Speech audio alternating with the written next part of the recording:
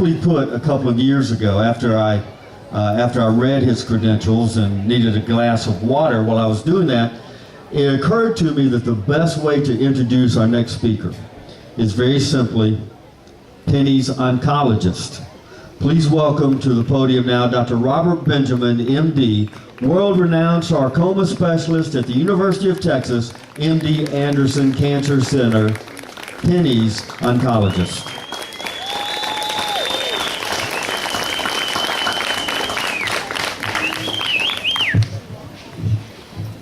Hi, thanks very much. I'd also like to extend special thanks to Olivia, who has gone beyond the call of duty this year. With Penny and Todd sort of out of the picture, she's managed to put this whole event together as the chief organizer, and she's done just a fantastic job, so I think we should also give her another round of applause.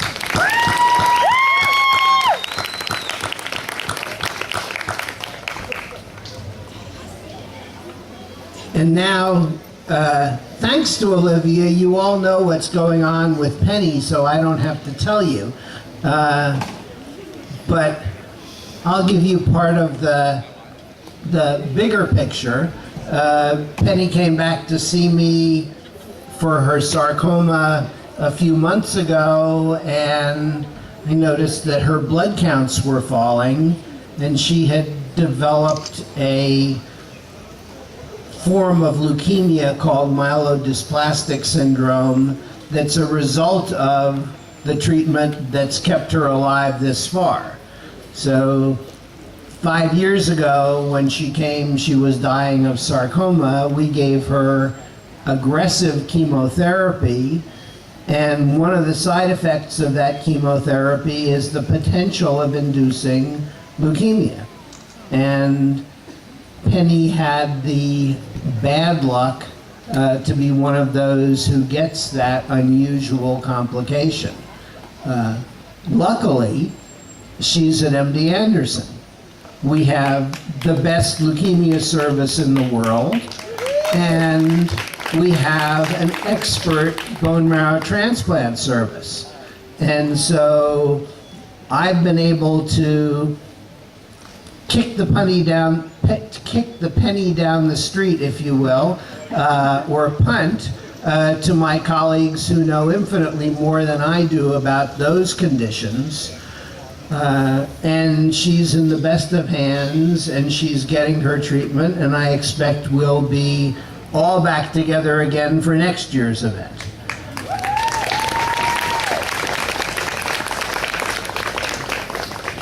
So Mike mentioned the huge scope of MD Anderson, and I'm one very, very small part of that.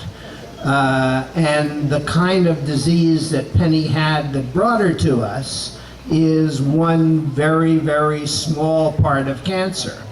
And so while pharmaceutical companies and big donors are giving huge amounts to cure the common and, for the drug companies, potentially lucrative forms of cancer,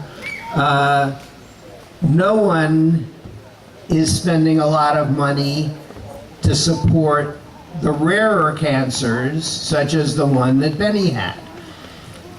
So we depend incredibly on this sort of event, on the generosity of donors who are willing to give money that we can target to the orphan cancers and try to make a difference there.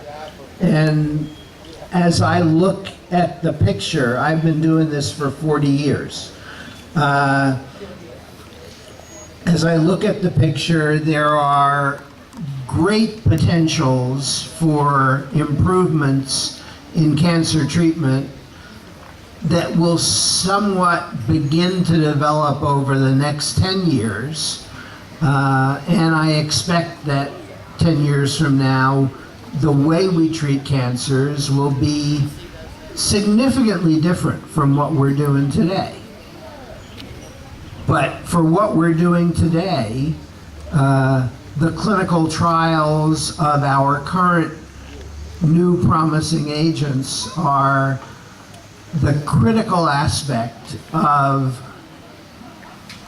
moving beyond standard treatments, and many of our patients will get significant benefit from participation in those trials. The trials are all underfunded, and we need your help to keep us going. So again, my heartfelt thanks to every one of you for contributing to this cause. I know you're doing it for Penny, we're doing it for Penny and people like her who come to us every day and need the extraordinary help that a place like MD Anderson can give. Thank you.